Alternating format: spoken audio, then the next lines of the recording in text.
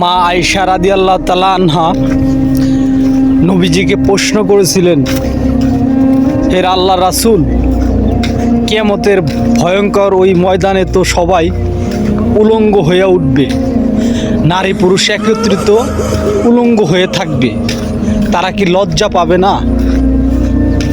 তারা কি কেউ কারোর দিকে তাকাইবে না?